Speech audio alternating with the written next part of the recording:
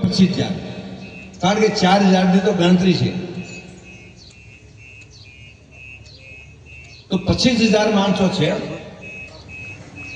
અને આ ખાસ સમજવા જેવું 80,000 માણસો માટે તારા મોબાઈલ બીજો ઠીક હે ભૈયા તો પૂરેપૂરું ઉતારજે, કારણ કે પત્રકારો મોબાઈલ ડાઉન નહીં ગણો છે. લકડાને તલવારે યુદ્ધ ન લડાય ભૈયા. હવે આબા બીડું કરવા દે કઈ જાવા તો દે, પણ એક માણસની નીચે આ બધા મેથેમેટિક્સના ટીચર પણ બેઠા છો. એક માણસની નીચે 3x3 ની જગ્યા એટલે 9 થી 10 ફૂટ જગ્યા જાય. તો 25,000 આપણી સંખ્યા છે સમાજની, નાની મોટી. 25,000 સંખ્યા ગુણ્યા 10 એટલે કેટલી થઈ? 2,50,000 સ્ક્વેર ફૂટ. લગભગ 2,2500 3,000 જેવી વસ્તી રવિધામની. એટલે એમાં વરે ઉમેરો 3,000 ની કેટલી થઈ? 30,000 સ્ક્વેર ફૂટ. 30,000 માણસો 30,000 સ્ક્વેર ફૂટ થઈ. પછી 5,000 માણસો આપણે આમંત્રણ આપીએ એ એટલે 35,000. 50,000. હા 50,000. તો આપણે 25,000 સમાજના, 5,000 બીજા અને 5,000 આમંત્રણ વાળા એટલે 35,000 માણસો ગણે. માણસો ગણો છો તો જમી ગણે 35,000 માણસો. અને બીજા આજુબાજુના જે સુરતર પડતનો છે, સિરોઈ છે, એ બધાના જે આજુબાજુના માણસો છે એને આપણે, કારણ કે બ્રહ્મ સમાજની વસ્તી મોટી છે તો 10,000 માણસો આપણે ગણીએ તો લગભગ 40,000 માણસો, ઓછામાં ઓછા 40,000 થી 50,000 માણસોની સંખ્યા થાય.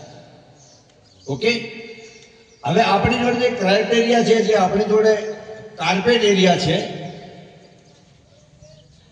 એ આપણી જોડે 1.5 લાખ ફૂટનો છે. અહીંયા બાંધ્યું, ત્યાં બાંધ્યું, ત્યાં બાંધ્યું, ત્યાં બાંધ્યું, ક્યાંય ખૂણો બાકી રાખ્યો નથી. રોડ ઉપર બાંધ્યું પૂરું. અને મેં તો એક હોશિયારી વાપરી છે કે ઠેર નાકાથી એન્ટ્રી લેવા રહીએ કે 5,000 માણસો તો રસ્તામાં આવતા જતા રહે. હામાય હોરા. ઘણા જણાએ મને કીધું કે બાપજી બહુ દૂર લાગ્યું. મેં મને ખબર હે કે એટલા બધા એક ઠોકાણા ન હમાય, એટલે અમુક જમે, અમુક આવે, અમુક જાય, અમુક સડે, અમુક ઉતરે, તો 5,000 માણસોનો વરે ખટાવ થાય. આ બધું ગણતો આપણે જે વ્યવસ્થા હે, કારણ કે એટલે જમી એટલે અત્રી છે, બાકી હે નહીં. બરાબર. અને છેટો કાર્યક્રમ કરવા જઈએ તો સારો નહીં લાગે. અમારે ભુરાજી ધનાજીને ત્યાં મોટો ખેતર પડ્યો, ત્યાં કરવાની ઈચ્છા હતી, પણ ત્યાં કરવા જાવ એના કરતા તો બાટરામાં જ કરો પડો. સારો શોભતો હોય ત્યાં શોભે. બરાબર. એટલે આપણે બધી કોશિશ કરીને આખી નદીની અંદર બધું બાંધ્યું છે. તો આપણો જે ક્રાઇટેરિયા, કાર્પેટ એરિયા છે એ જ વધારામાં વધારે 20,000 માણસો રહી શકે એ માટેનો છે. મતલબ હરી ફરી શકે, ખાઈ પી શકે. અચ્છા, આપણો પ્રસંગ સાંભળીને બીજા લોકોને પણ આજુબાજુમાં અપેક્ષા હોય કે ભાઈ આ બ્રહ્મ સમાજનો, રાજપુરી સમાજનો કાર્ય મોટો થઈ રહ્યો છે, તો એમને પણ આપણે આમંત્રણ આપવું પડે. તો એમને આપણે આમંત્રણ 22 તારીખે જાહેર આમંત્રણ બધાને આપ્યું છે. 2 દિવસ સમાજનો મેળો, માત્ર રાજપુરી સમાજનો, 32 સમાજ અને એના અલાવા કોઈ આપણે જેને આમંત્રણ આપીએ મહેમાન, અને રવિ ગામ તમામે તમામ.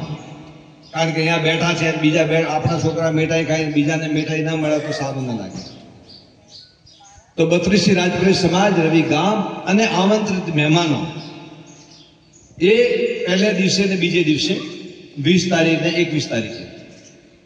22 તારીખે છેલ્લા દિવસ ભવનની પૂર્ણાહુતિ થશે અને એ દિવસે આપણે જાહેર આમંત્રણ ચોપા ચૂંદડી, ફળે ચૂંદડી નાખીએ. બીજી સમાજના આપણે અન્ય ઓળખીતા જો માણસો હોય, આપણા પ્રેમી હોય, સુંદરી હોય, મિત્ર હોય, એ કહે કે બાપ સાહેબ અમારે આવું છે આપણા મેળામાં, આપ સૌને જણાવું છું કે એમને છેલ્લે 22 તારીખે આમંત્રણ આપજો કે ભાઈ 22 તારીખે આપ ખૂબ ભાવે ભાવે પધારશો. 22 તારીખ પહેલા આટલા મોટા મેળાની અંદર વ્યવસ્થા સાચવવા માટે વ્યવસ્થાના ભાગરૂપે કેટલાય ખોટા માણસો ઘૂસશે અંદર. કોઈ ચપ્પલ ચોરી જાય, કોઈ ચેન તોડી જાય, કોઈ પાકેટ મારી જાય. અલ્લાહ આવે તો બેરા બનીને બીજો આપણા બોપડા જેવા ગાભા પહેરીને કે ચોર મતલબ મેં ફરી રહ્યા હો તો આઈબી રિપોર્ટ આપને કહો.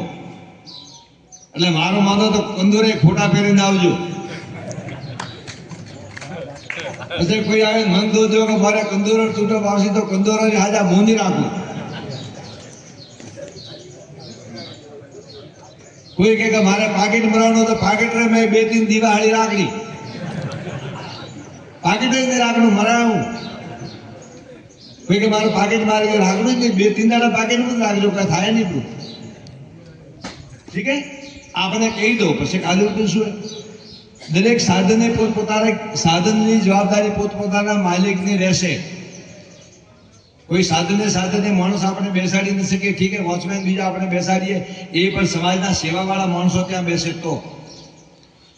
એ માટે આવું વિચારી રહ્યા કે સારું આયોજન થાય અને ખોટા માણસો ચોરી કરવા વાળા, લૂંટવા વાળા, ચપ્પલ ચોરી કરવા વાળા, પાકેટ ચોરી કરવા વાળા, ખૂતડકો રાસડો ચોરી કરવા વાળા, ઝવલો ગાળવા વાળા માણસો ખોટા ઘૂસી ન જાય એ માટે રાજપુરી સમાજમાં પાસની વ્યવસ્થા કરી રહ્યા.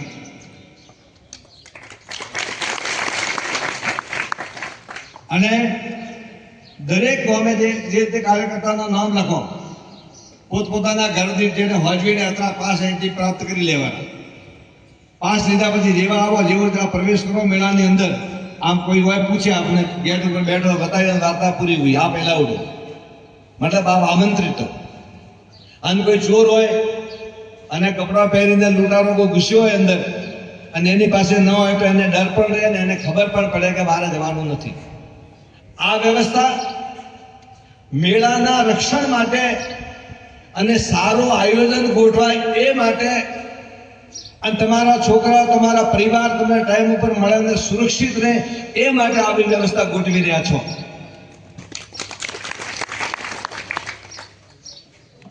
નહીં તો ઓવર ક્રાઉડ થઈ જાય. ઠેઠ પેલા ખૂણાથી મોડીને પેલા ખૂણા સુધી બધે માણસો ભરાઈ જાય તો તમારો છોકરો ટાઈમસર મળી ન શકે. તમે મૂક્યો હોય અથવા અહીંયા બેઠો હસબન્ડ ત્યાં રહ્યો હોય તો તમે એને લેવા જતાંય તમને પરસેવો છૂટી જાય. આવું બધું સમાજના બુદ્ધિમાન માણસો, સમજુ માણસો, કેલ્ક્યુલેશન કરવા માણસોએ બધે ગણતરી મારી અને સમાજના હિત માટે, સમાજના રક્ષણ માટે ખોટા માણસો ઘૂસીને કઈ વસ્તુ આડી વળીને કરે કોઈ, એ માટે આપણે વ્યવસ્થા કરી છે. એટલે એને પ્રેમથી આપણે સ્વીકારવી લેવી, એમાં કોઈ કિંતુ પરંતુ કીધા વગર. અને તમે જો કહો કે ભાઈ ના બાપુ આપણે આવો નથી રાખવું, ઠીક હે, તો બાપુ અમે ગેટ પાસે ભણાવીએ 20 ફૂટનો, બાપુ કરે 40 ફૂટનો. ખૂબ આવવાનું, ખૂબ જાવ, વ્યવસ્થા તમારે જોવાની, તમારે ભાળવાનું. ના રે પાસ બરોબર હે, ઠીક હે. એટલા માટે કહું છું, જો કોઈ એમ કહે કે ભંડારામાં પાસ ના હોય, ભંડારો તો બધા માટે હોય, કરે બધા માટે છે બરાબર, પણ બધા માટે 22 તારીખે 2 દાડા તો આજે બ્રહ્મ સમાજે એમને સારી રીતે પ્રસાદ લેવા મળે, એમને સારી રીતે સત્સંગ સાંભળવા મળે, એમને સારી રીતે ભક્તિનો પ્રોગ્રામ જોવા માટે મળે અને એકબીજાને રાજી ખુશીથી બધા મળી શકે એ માટે આ વ્યવસ્થા તમારા માટે કરી છે.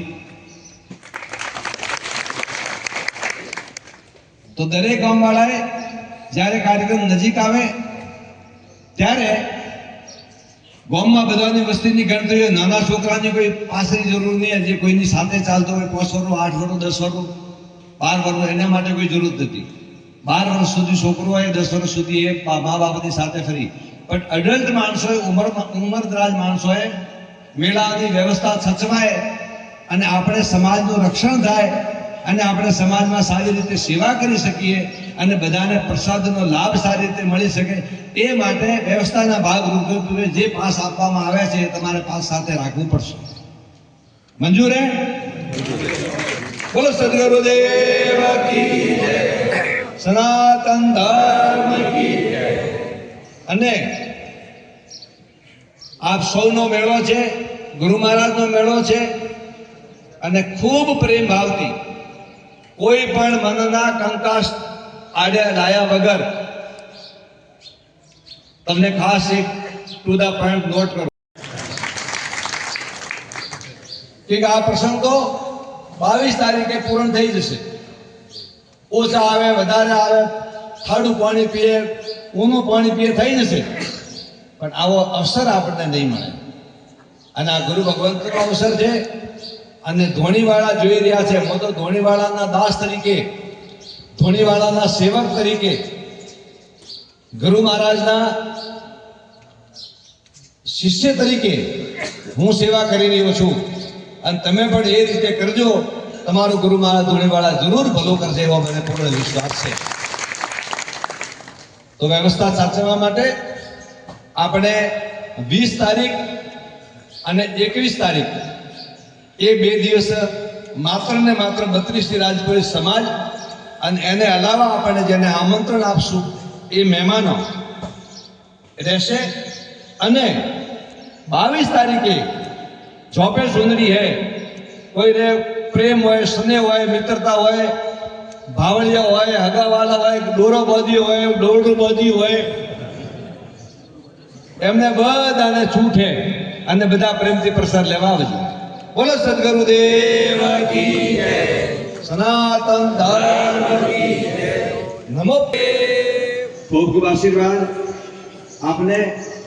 અને બધે પોતપોતાના ગામના કાર્યકર્તા છે. ગુરુ મહારાજના અવસરમાં ભગવાન રામની સેનામાં જે રીતે જોડાયા, ઉંમરલાયક માણસો, બુદ્ધિમાન માણસો જામવંત તરીકે જોડાયા અને બળશાળી માણસો હનુમાન તરીકે જોડાયા, નીલ તરીકે, નળ તરીકે, અંગદ તરીકે જોડાયા. એ રીતે બધા જોડાઈ અને જે બની આવે જેવા પવિત્ર મનની ભાવનાથી સેવા કરજો. અને ગુરુ મહારાજનો મેળો છે. ગુરુ મહારાજે તમારે રિઝલ્ટ આપવાનું છે. માત્ર રિઝલ્ટ તમે આપી દીધું, હવે આજ ગુરુ મહારાજને રિઝલ્ટ આપવાનું તમારા મેળામાં. બોલો રૂપેન્દ્રજી મહારાજ કી જય, સદગુરુદેવ કી જય. તો હવે હું તમારે મારે થોડું વધારે કામ છે અને આપ સૌથી શાંતિથી બેસો અને પ્રેમથી પ્રસાદ લેવાનો છે. અને દરેક જણાએ ડાયરી લાવી હોય તો આપી દો. અને ગામથી જે સેવકો છે પોતપોતાની કાર્યક્રમ જ્યારે નજીક આવે ત્યારે ઠીક છે, એમાં આપણે બધા ડ્યુટી આપવાની છે. તો બીજી મીટિંગની અંદર જ્યારે આપ આવો ત્યારે કાગળ લઈને એ સાથે આવો. ત્યાં કાગળ જમા કરાવી દેજો.